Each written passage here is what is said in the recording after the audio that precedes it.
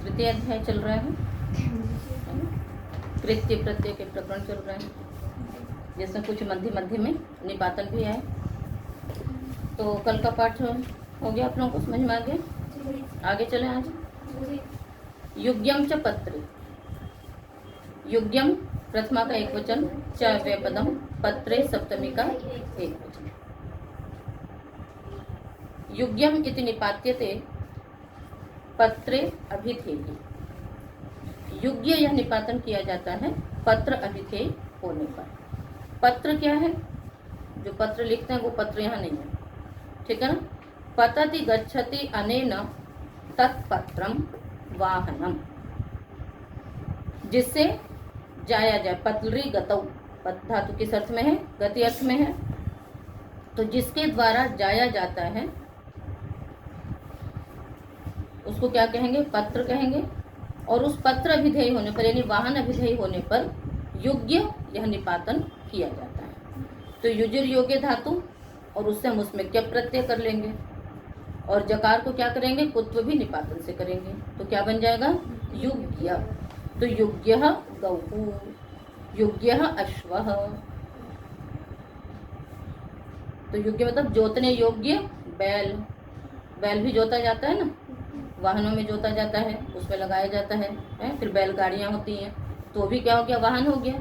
तो योग्य का अर्थ हो गया जोतने योग्य, किंतु मतलब जोतने योग्य, नियुक्त करने योग्य, किंतु किसमें? वाहन के रूप में।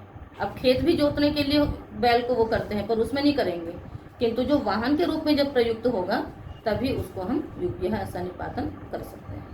इसी बार से युग्य अश्वः, घोड़ा गाड़ी होती है, तो उसमें लगाने योग्य है ना, उसमें संयुक्त करने योग्य जो घोड़ा। तो युग्यः अश्वः, युग्यः गौः। तो निपातन क्या हुआ? नियत की प्राप्ति में क्या प्रत्यय निपातन से हो गया, और कुत्व निपातन से हो गया। अमावस्य दन्यतरस्याम, अमावस्य प्रथमा का एक वचन, अन्यतरस्याम अव्ययपद। अमावस्य इति निपात्यते विकल्पेन, अमावस्यत इति निपात्यते विकल्पेन। क्या निपातन किया जाएगा यहाँ पर? तो अमा पूर्वक वस धातु से, ठीक है ना, काल अभिधेय होने पर, है ना, और वो भी अधिकरण रूप, अधिकरण रूप काल अभिधेय होने पर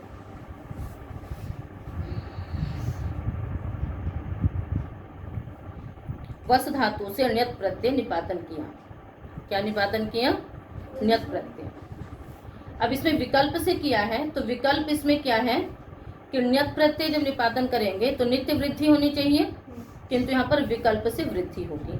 तो एक बार बनेगा अमावस्या और एक बार बनेगा अमावास्या। इसका विग्रह होता है सह वसतः, अमा का अर्थ होता है साथ, तो सह वसतः अस्मिन् काले सूर्या चंद्रमसौ इति अमावस्या, और जब एक बार वृद्धि हो जाएगी तो अमावास्या। तो जब पूर्णिमा होती है उस समय तो पूर्णिमा, चांद पूर्ण दिखाई देता है, और अमावस्या का काल जो होता है अमावास्या भी बोलते हैं हम लोग। तो अमावस्या में क्या होता है कि उसमें सूर्य चंद्रमा एक साथ होते हैं, तो इस कारण से चंद्रमा का प्रकाश सूर्य से बिल्कुल भी नहीं दिखाई दे पाता है। अतः उस समय है तो चंद्रमा भी है, उस समय सूर्य भी, किंतु उस समय क्योंकि सूर्य भी वहां पर होता है, इस कारण से सह वसतः अस्मिन् काले, अधिकरण हो गया अस्मिन् काल, तो अधिकरण रूप काल अभिधेय होने पर, ठीक है, क्या हो गया यहाँ पर? ण्यत प्रत्यय हुआ। कौन साथ रहते हैं? सूर्य और चंद्रमा। तो इस कारण से यहाँ पर अमा उपपद रख करके वस धातु से ण्यत प्रत्यय किया। तो अमावस्य, अमावस्या और अमावास्या स्त्रीलिंग में कर लिया। टाप प्रत्यय तो सूत्र से ही हो जाएगा। तो अमावास्या भी बनता है और अमावस्या भी बनता है, ठीक है ना। अमावस्या के लिए एक शब्द और आता है संस्कृत वाङ्मय में, वैदिक वाङ्मय में, दर्श। क्या शब्द आता है? दर्श, है ना। दर्श पौर्णमासेष्टि शब्द आप लोगों ने सुना हुआ है। तो दर्श मतलब होता है अमावास्या।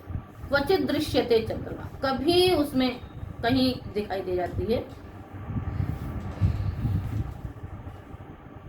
तो जिस काल में सूर्य और चंद्रमा साथ साथ रहते हैं उस काल को कहा जाता है अमावास्या और अमावस्या। तिथ किया है स्वर के लिए, तिथ स्वरितम से स्वरित हो जाएगा, इसलिए अमावस्या ऐसा निपातन कर दिया। छंदसि निष्टर्क्य देवहूय प्रणयोन्नि योच्छिष्य मर्यस्तर्या ध्वर्य खन्य खान्य देवयज्ञा प्रेक्ष्य प्रतिशिव्य ब्रह्मवाद्य भाव्य साव्य पचाय प्रणामी। छंदसि सप्तमी का एक वचन और शेष प्रथमा का बहुवचन। अब हम पहले इसका समास करेंगे। तो निष्टर्क्यश्च या सब नपुंसक लिंग में बना लीजिए, नपुंसक लिंग भी कर सकते हैं, पुल्लिंग भी कर सकते हैं, तो हम लोग पुल्लिंग ही करते हैं। निष्टर्क्यश्च देवहूयश्च प्रणीयश्च उन्नीयश्च उच्छिष्यश्च मर्यश्च स्तर्याच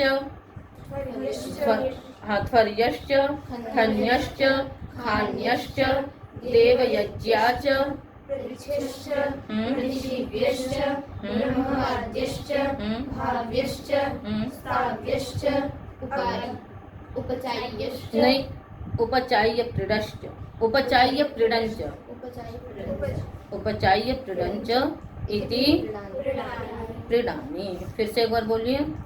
निष्टर्क्यश्च देवहूयश्च प्रणयश्च उन्नीयश्च उच्छिष्यश्च मर्यश्च स्तर्याच स्तर्यश्च खन्यश्च खान्यश्च देवयज्ञाच आपृच्छ्यश्च, यहाँ पर आंग पूर्वक पृच्छ धातु से बनाएंगे।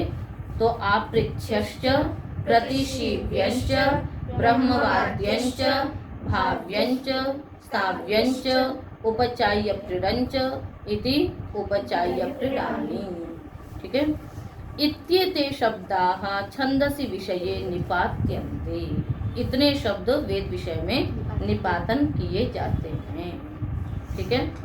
तो सबसे पहले शब्द क्या है? निष्टर्क्य। पूरा वाक्य है इसका, निष्टर्क्यम चिन्वित पशु कामः। तो निष्पूर्वक कृति छेदने धातु क्या रखेंगे यहाँ पर हम लोग? निष्पूर्वक कृति छेदने धातु रखेंगे। तो कृति छेदने धातु कैसी है? ऋदुपद है। ठीक है ना। तो ऋदुपद होने से ऋदुपदाच्चा कृपि तृतीय से क्यप की प्राप्ति थी, इसने ण्यत निपातन कर दिया। यदि क्यप होता तो गुण नहीं हो सकता था, इसलिए ण्यत निपातन हो गया। तो स्थिति क्या रहेगी? निष्कृत य, गुण कर लीजिए, निष्कर्त्य। ठीक है। उसके बाद वेद विषय में आद्यंत विपर्य हुआ करता है। वेद में नहीं, सामान्य रूप से है ना, ये निर्वचन के प्रकार हैं। आद्यंत विपर्य, आद्यंत विपर्य का मतलब होता है कि जो आदि वाला शब्द है वो अंत में हो जाता है और अंत वाला शब्द आदि में चला जाता है। यहाँ पर देखिए बदल करके, कर्त है तो कर्त का आद्यंत विपर्य करो, त की जगह चला गया और त की चला, त के स्थान पे आ गया, क्या बन गया? तर्क हो गया। पहले कर्त था, कर्त क्या बन गया? तर्क बन गया। ठीक है। तो ये भाषा विषय में भी इस प्रकार से होता है। जैसे सिंह शब्द है, सिंह शब्द की सिद्धि कैसे होती है? हिसी हिंसायाम धातु से हिंस बनता है और फिर आद्यंत विपर्य होकर के ह स की जगह और स ह के स्थान पे आ गया, क्या बन गया? सिंह बन गया। ठीक है ना। इस बार से तर्क शब्द सुना है हमने, है तो ऐसे तर्क धातु से भी बना लेते हैं हम लोग, किंतु इससे भी बनता है। तर्क से क्या करते हैं? है विरोधी पक्ष के, है ना, उसको जो उसके गलत आधार होते हैं उनको हम लोग काटते हैं, तो वो भी तर्क है। तो वहां पर भी इस प्रकार से बना लेते हैं। और जब उनादि कोश आप लोगों को पढ़ा रहे थे उसमें भी आद्यंत विपर्य करते थे ना, तो ये यही कार्य है यहाँ पर भी। तो निष्कर्त्य था तो त को क को त, तो क्या बन गया? निस्तर्क। उसके पश्चात निस आदेश प्रत्यय से स को श हुआ, निश, उसके बाद फिर स्टुनाष्टु लग करके निष्टर्क्य। ठीक है ना। और शत्व भी यहाँ पर निपातन से होगा, आदेश प्रत्यय तो लग नहीं सकता, न तो आदेश का सकार है न प्रत्यय का सकार है, इस कारण से शत्व भी निपातन से हुआ। तो निष्टर्क्य स्टुनाष्टु सूत्र से हो जाएगा। तो जो जो कार्य सूत्र से नहीं हो सकते वो निपातन से कर लेंगे, शेष कार्य हम सूत्र से करके क्या बना लिया हमने? निष्टर्क्य। और निष्टर्क्यम चिन्वित पशु काम। ठीक है ना। तो निष्टर्क्य नाम की इष्टिकाएं होती हैं। है। तो पशु की कामना वाला जो है वो निष्ठर के नाम की इष्टिकाओं का चयन करे। तो जो याग होते हैं उनमें अलग अलग कई प्रकार के यज्ञ याग होते हैं ना, नित्य, काम्य और नैमित्तिक। नित्य, काम्य और नैमित्तिक। नित्य तो ये हो गया जो हम लोग प्रतिदिन यज्ञ करते हैं, और काम्य जब हम किसी विशेष कामना से कोई यज्ञ किया जाता है, जैसे पुत्रेष्टि था, पुत्र की कामना से जो किया गया वो पुत्रेष्टि, वो काम्य है। इसी प्रकार से पशु की कामना से किया जाए तो वो काम्य है, ठीक है ना। तो इस प्रकार, और नैमित्तिक क्या हो गए, जो अलग अलग निमित्तों से होते हैं, है ना, किसी संस्कार के कारण से हो गया, गृह प्रवेश हो गया है, या इस प्रकार की जो कोई निमित्त बन जाता है किसी यज्ञ का, तो वो नैमित्तिक होते हैं, ठीक है। तो निष्टर्क्यम चिन्वित पशु काम, तो अलग अलग इष्टिकाएं होती हैं और उसके नाम हो जाते हैं उन सूक्तों के कारण से। इष्टिकाओं को जब चयन होता है तो जब इष्टिकाओं को बनाते भी हैं तो उसमें कुछ विशेष मंत्रों का पाठ करके, विशेष मंत्रों की स्तुति करके उन इष्टिकाओं का निर्माण भी किया जाता है वेदी के लिए। और फिर उसके बाद जब उनका चयन किया जाता है तो वो भी मंत्रों का उच्चारण कर करके किया जाता है। ये सब आगे श्रोत सूत्र के विषय हैं जो वेदांग में कल्प के अंतर्गत आएगा। किसके अंतर्गत आएगा? ये आपके कल्प के अंतर्गत आएगा। उसमें फिर जैसे जैसे आपका वो बढ़ेगा अध्ययन क्षेत्र तो आपको मालूम होता जाएगा। अभी केवल संक्षिप्त परिचय बता रहा आपको केवल। तो उसमें क्या होता है कि इष्टिकाओं का जब निर्माण होता है तो भी मंत्रों से स्तुतियां होती हैं। फिर जब उनका चयन किया जाता है, यज्ञ कुंड, यज्ञ वेदी बनाई जाती है, तो उसमें भी मंत्रों का उच्चारण करते हैं, मंत्रों की स्तुतियां होती हैं। तो फिर उन सूक्तों का नाम पड़ जाता है, उन इष्टिकाओं का नाम पड़ जाता है जिस देवता वाली ऋचा से स्तुति करके चयन किया जाता है, तो उस इष्टिकाओं का भी नाम क्या पड़ जाता है, उस प्रकार का नाम हो जाता है। तो इस प्रकार से यहाँ पर निष्टर के नाम की इष्टिकाओं का चयन करे यदि कोई पशु की कामना वाला है तो निष्टर्क्यम चिन्वित पशु काम। अब वेद विषय है तो वेद विषय के उदाहरण भी उसी प्रकार के होंगे, तो जिस प्रकरण में होंगे वो भी थोड़ा सा समझना चाहिए। अगला शब्द क्या है? ऐसे एक उदाहरण है आपका प्रदक्षिणम, है ना, पर्यस्य ऊर्ध्व ग्रंथिम निष्टर्क्यम बध्नाति। कई सारे उदाहरण है, प्रथम रीति में देख लेना है ना, सारे उसके अर्थ हम नहीं बताएंगे भी आपको। मूल उदाहरण पर निष्टर्क्य है, वो जहां जहां प्रयोग आया है ऐसे कई यहाँ पर इन्होंने दे दिए हैं। अगला है निष्टर्क्य देव हुया। देव शब्द रखेंगे और हु दाना दनयो धातु से क्या प्रत्यय करेंगे। ऐसा इसमें नहीं कि सभी में न्यथ ही प्रत्यय होगा, किसी में न्यथ होगा, किसी में क्यप होगा, किसी में यत होगा, ऐसे अलग अलग रहेंगे। तो देव उपपद रख करके और क्या कर लिया, हु दाना दनयो धातु से क्या प्रत्यय कर लीजिए, तो क्या हो गया देव हु य। अब यहाँ पर तुक की प्राप्ति थी, उसका अभाव निपातन से कर दिया और दीर्घ भी निपातन से हुआ, तो क्या बन गया देव हु य, ठीक है ना। स्पर्धन्ते वाउ देव हुये, इसका क्या प्रयोग है, स्पर्धन्ते वाउ देव हुये, सबके पते दिए हुए हैं, ठीक है ना। तो क्या अर्थ हो जाएगा देवहूय।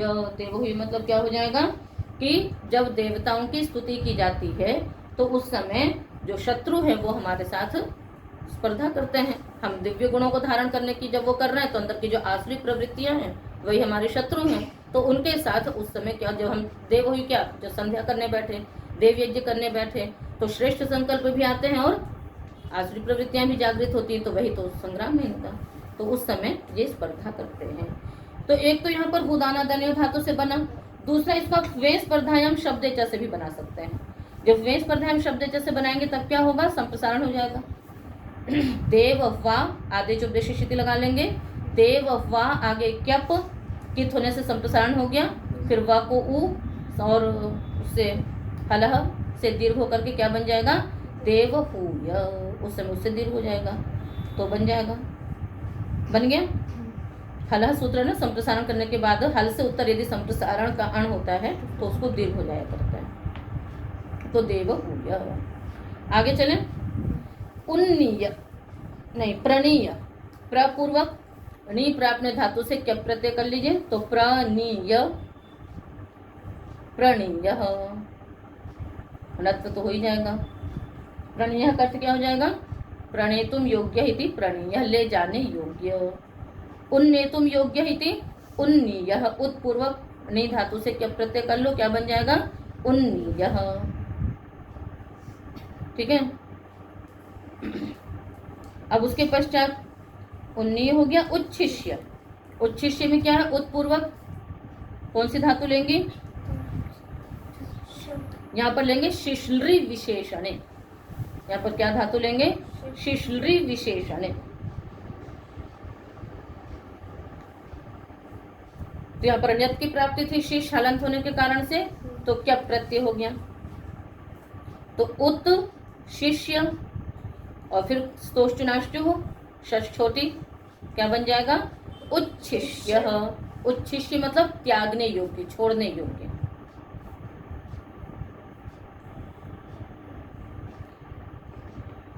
इसके पश्चात आपके शब्द हैं मर्य, स्तर्या, ध्वर्य और खन्य। मर्य में मृंग प्राण त्यागी धातु लीजिए और उससे यत् प्रत्यय निपातन कर लीजिए। क्या बन गया? मर्य। मर्य का अर्थ क्या हो जाएगा? मरने योग्य। और जब हम इसी में क्या प्रत्यय करेंगे तो मृत्यु बन जाएगा। इसको है स्तर्या, स्त्री आच्छादने धातु लेंगे। क्या धातु लेंगे? स्त्री आच्छादने और उससे यत् प्रत्यय कर लीजिए, गुण कर लीजिए। क्या बन गया? स्तर्य। स्त्रीलिंग में हो गया स्तर्या। स्तर्या माने स्त्री आच्छादने, ढकने योग्य। आच्छादन का अर्थ क्या हो गया? ढकने योग्य, या फिर विस्तारयति अर्थ कर देंगे तो फैलाने योग्य भी हो जाएगा। तो स्तर्या। आगे है ध्वर्य, ध्वरी पूर्छने धातु से यत् प्रत्यय करिए। ये सब वैसे क्या है? आपके रिकारांत है धातुएं, तो इस कारण से रिह लोण्यत से ण्यत की प्राप्ति थी। ये जो ण्यत होता तो वृद्धि होती, तो मार्य, स्तार्य, ध्वार्य ऐसा बनता। यहाँ क्या हो रहा है? यत् प्रत्यय होकर के गुण हो जाएगा। तो ध्वर्य। ध्वर्य का अर्थ क्या हो जाएगा? झुकने योग्य। ध्वर्य का अर्थ हो गया झुकने योग्य। खन्य, यहाँ पर भी ण्यत की प्राप्ति थी। खनु अवधारणे से यत् प्रत्यय कर लीजिए। क्या बन गया? खन्य, खन्य। इसके पश्चात है खान्य। इसी खनु धातु से ही ण्यत प्रत्यय यथा प्राप्त, तो क्या बन जाएगा? खान्य, खोदने योग्य। तो खन्य, खान्य। आगे शब्द देवयज्ञा, ठीक है ना? देवैहि यज्ञा इति देवयज्ञा, अथवा देवाय, दोनों कर सकते हैं। देवों के द्वारा अथवा देवों के लिए, दिव्य गुणों की प्राप्ति के लिए। तो देव पूर्वक यज धातु से ण्यत की प्राप्ति थी, यत् प्रत्यय हो गया। यत् भी नहीं होगा, य होगा केवल। क्या होगा? प्रत्यय केवल य। ठीक है, यत् करेंगे तो स्वर में आएगा अंतर। तो इसलिए देव यज य, देव यज्ञ और टाप होकर के बन गया देवयज्ञा। ठीक है, तो ये स्त्रीलिंग में ही निपातन किए जा रहे हैं, इसलिए यहाँ पर देवयज्ञा। ऐसी ध्वर्या था, वो भी स्त्रीलिंग में निपातन किया था। स्तर्या स्त्रीलिंग में निपातन किया था। कुछ शब्द स्त्रीलिंग में निपातन है। आपृच्य, आंग पूर्वक प्रच्छ जीव संयम धातु से क्या प्रत्यय होगा? क्या प्रत्यय होगा? तभी संप्रसारण हो पाएगा। तो आ प्रच्छ, क्या संप्रसारण कर दो, क्या बन जाएगा? आपृच्य, आपृच्य। आपृच्य का अर्थ क्या हो जाएगा? देवयज्ञ शब्द सुना है कहीं आप लोगों ने? कहाँ सुना है? कुछ याद आ रहा है? नहीं आ रहा? यजुर्वेद में देवयज्ञाय यद्वो शुद्धाः वस्तुच्छिन्नामि तो देवयज्ञा, देवयज्ञाय शुद्धत्वम, ऐसे मंत्र आते रहते हैं यजुर्वेद में। आपृच्य, तो आपृच्य तो हो गया ना? आपृच्य पूछने योग्य। प्रतिशीव्य है ना? तो आपृच्य धरुणम, इसका भी है आपृच्य धरुणम वाज्यर्षति। आपृच्य धरुणम, आपृच्य का अर्थ हो गया है ना कर्म को पूछने योग्य, है ना? कर्म पूछने वाले अथवा कर्म करने वाले, है ना? धरुणम, धरुणम का अर्थ है यजमान को, है ना? वाजी अर्षति, है ना? सोम अन्न देता है। मतलब जो कर्मशील होता है उसी को भी अन्न इत्यादि प्राप्त होते हैं। अब कहते भाई ठीक है कि वर्षा से अन्न होगा, पर तो थोड़ा कि वर्षा होती रहेगी और किसान घर में बैठा रहे तो अन्न हो जाएगा। है, उसके लिए कर्म तो करना ही पड़ेगा, ठीक है ना। आगे क्या है, प्रतिशिव्य, शिव तंतु संताने प्रतिपूर्वक, और क्या प्रत्यय कर लीजिए, तो प्रति शिव आगे य, उसके बाद फिर क्या प्रत्यय होगा यहाँ पर, और दीर्घ निपातन, ये दीर्घ उससे हो जाएगा, कौन सा सूत्र आपका, हलिच, जैसे दिव्यति में दीर्घ होता है वैसे शिव्य में दीर्घ हो जाएगा, किससे दीर्घ हो जाएगा, हलिच से दीर्घ हो जाएगा, तो प्रतिशिव्य। अगला शब्द है ब्रह्मवाद्य। ब्रह्मवाद्य कैसे बनेगा, ब्रह्म उपपद रख करके वद धातु से ण्यत प्रत्यय कर लीजिए, तो ब्रह्मवद, आगे ण्यत वृद्धि कर लो, ब्रह्मवाद्य, ब्रह्मवाद्य। ब्रह्मवाद्य का अर्थ क्या हो जाएगा, प्रतिशिव्य का अर्थ क्या हो गया, सीने योग्य, ठीक है ना। और ब्रह्मवाद्य का अर्थ क्या हो गया, ब्रह्म का मतलब ब्रह्मवाद्य है ना, ब्रह्म की व्याख्या करने योग्य, मतलब ब्रह्म का निरूपण जिसमें किया जाए, ब्रह्म की व्याख्या इत्यादि। उसके बाद शब्द है भाव्य और स्थाव्य, तो भू धातु से और ष्टुतो धातु से क्या प्रत्यय हो जाएगा, ण्यत, क्या प्रत्यय होगा, ण्यत, ण्यत करके वृद्धि कर लो, क्या बन गया, भव्य स्तव्य, फिर भाव्य कैसे बनेगा, अच परे है, फिर भव्य भाव्य, अच तो परे है नहीं है, यहाँ सूत्र से प्राप्त हो सकता है, फिर निपातन क्यों करोगे। धातो स्तन्निमित्तस्यैव, अभी तक ये सूत्र नहीं पढ़ा होगा आप लोगों ने, आज समझ लीजिए सूत्र को।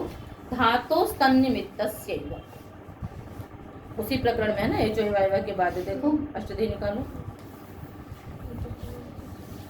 कहते हैं धातो हो एचः आयादय आदेशा भवन्ति, धातु के एच को आयादी आदेश होते हैं, कब, तन्निमित्तस्यैव एच, है ना, जिस, अच्छा एक मिनट, इसमें ये वांतो ये प्रत्यय से ये प्रत्यय के वृत्ति आ रही है ना, तो यकारादौ प्रत्यये परतः तन्निमित्तस्यैव धातोः एचः आयादयः आदेशः भवन्ति, यकारादि प्रत्यय के परे रहते तन्निमित्तक धातु के एच को, तन्निमित्तक का तात्पर्य होगा जिस यकारादि प्रत्यय के परे रहते आप एच को आय आदेश करेंगे, यदि वो एच उस प्रत्यय के कारण से ही हुआ है, तो भू आगे ण्यत है, तो जिस य के परे रहते आप भव को आयादेश कर रहे हैं, तो भव में एच कहाँ से आया, उसी य के परे रहते ही हुआ। बात समझ में आ गई, तन्निमित्तक मतलब क्या हो गया, उसी यकारादि प्रत्यय के परे रहते यदि वो वृद्धि अथवा गुण हुआ हो,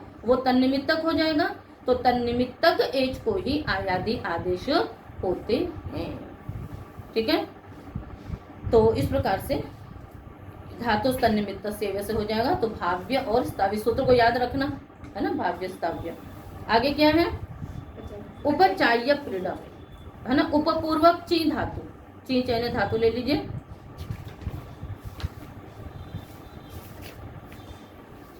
ठीक है, तो क्या बन गया, ण्यत प्रत्यय कर लीजिए, उपचीय वृद्धि करिए, उपचय्य, फिर वही धातु तन्निमित्त से आयादेश कर लिया, क्या बन गया, उपचाय्य। और प्रीड यहाँ पर उत्तर पद में रखेंगे, प्रीड क्या रखेंगे, उत्तर पद में रखेंगे। प्रीड का अर्थ होता है सोना,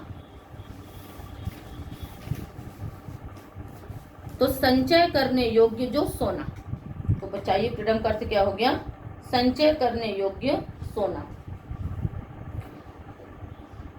तो जब सोना अर्थ होगा तब तो उपचाय्य प्रीड बनेगा, और जब कोई अन्य वस्तु होगी संग्रह करने योग्य तो क्या बनेगा, तब उपचेय। तो उपचाय्य प्रीडम हिरण्यम, मतलब संग्रह करने योग्य कोई भी वस्तु वो प्रीड हो गई। पर जब स्वर्ण कहा जाएगा, प्रीड का अर्थ सोना नहीं है, किंतु प्रीड का अर्थ होता है वस्तु, और उपचाय्य का अर्थ हो गया संग्रह करने योग्य। पर ये जो निपातन किया गया, ये हिरण्य अर्थ में निपातन किया गया, ठीक है ना। तो जब सोने को जब सोना संग्रह करने योग्य होगा तो वहां पर उपचाय्य प्रीडम हिरण्यम प्रयोग करेंगे। जब अन्य कोई वस्तु संग्रह करने योग्य होगी तो वहां पर क्या बन जाएगा, उपचेय, तब अचो यत् से यत् प्रत्यय हो जाएगा। तो उपचेय प्रीडम, है ना, अन्य किमपि वस्तु। ठीक है। तो अब ये वेद विषय है, तो आप कहेंगे क्योंकि सोने का वेद विषय में क्या संबंध है भाई, ठीक है ना। तो जो यज्ञ इत्यादि होते हैं, याग वगैरह, उनमें स्वर्ण इत्यादि भी, उनका नीचे भी चयन किया जाता है, यज्ञ वेदी में भी, और दक्षिणा इत्यादि भी दी जाती है। तो उसके लिए सोना संग्रह करके रखना है, अन्य वस्तुओं को रखना है। तो जब सोना होगा तो उपचाय प्रीडम, और जब अन्य वस्तुएं संग्रह नहीं होंगी तो उपचेय प्रीडम। तो कितने शब्द हुए आप लोग ने गिने?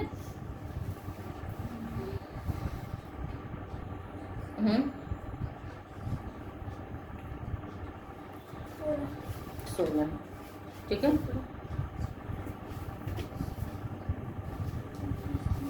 16 ही है वैसे, है ना। 1 2 3 4 5 6 17 कितने हैं? 17। खन्य खान्य 2 हो गया, तो इसलिए 17। तो ये 17 शब्द निपातन किए गए हैं, अलग अलग धातुएं हैं, इनके वेद के प्रयोग भी हैं और उसके अर्थ भी आपको बताए, और प्रथावृत्ति में इसके वो भी दिए। अच्छा, आप लोगों को उस दिन मैंने कुछ पते बताए थे, मैंने कहा था कि उसको निकाल के देखना, देखा था? बंद थी, अच्छा। तो आज देखिएगा, है ना, क्योंकि 3 बजे के बाद तो चली भी जाती हैं, कई बार पहले भी चली जाती हैं। तो अभी पाठ के बाद ही आप लोग जा करके देख लेना, ठीक है ना। जो भी आपके पास समय होगा तो कम से कम एक बार उसको देखना चाहिए, ठीक है ना। तो आज जाके देखना। तो इस प्रकार से सभी शब्द निपातन में हो गए। रिहल और